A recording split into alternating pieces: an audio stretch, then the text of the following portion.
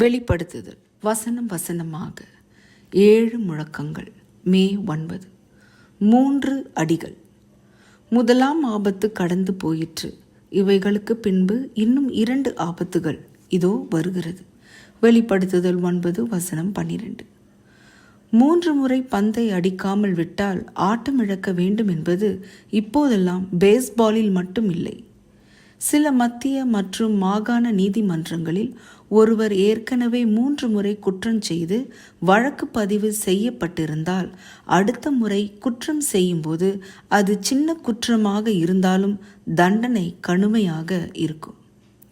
வெளிப்படுத்துதல் போன்ற வேதாகமத்தின் தீர்க்க தரிசன புத்தகங்களில் எண்கள் அதிக முக்கியத்துவம் வாய்ந்தவை. மேற்கத்திய சிந்தைகளில் எண்கள் என்றதும் கணக்குதான் ஞாபகத்திற்கு வரும்.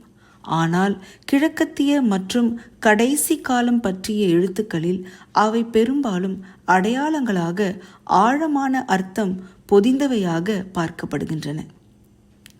வேதாகம வசனங்களின் பின்னணியில் அவற்றின் அர்த்தம் பற்றி நாமே ஏதாவது யோசிக்காமல் ஆராய்ந்தால் வளமான அர்த்தங்களை காண முடியும்.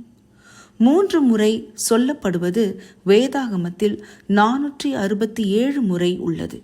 இது ஒரு விஷயத்தை தீவிரமானதாக காட்டுவதற்கு பெரும்பாலும் பயன்பட்டது.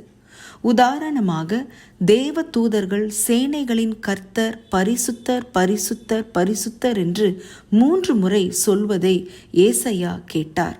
ஏசாயா 6 வசனம் 3.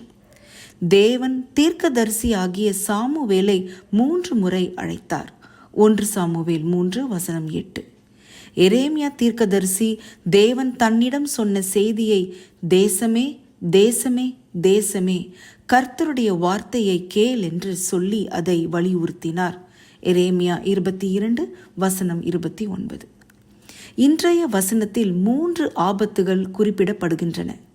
அவை வெளிப்படுத்துதல் 9 11 அதிகாரங்களில் உள்ள 5வது 6வது 7வது எக்காலங்களுடன் தொடர்புடையவை.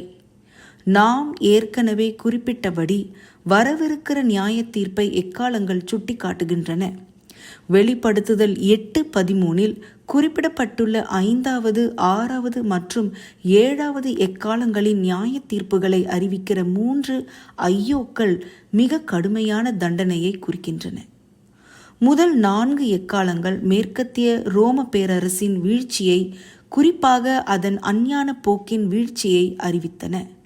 ஐயோ என்கிற வார்த்தைகள் இடம்பெற்ற கடைசி 3 எக்காலங்கள் கிழக்கத்திய ரோம பேரரசுக்கு எதிரான, குறிப்பாக போப்பிய போக்கிற்கு எதிரான தாக்குதலை விவரிக்கின்றன.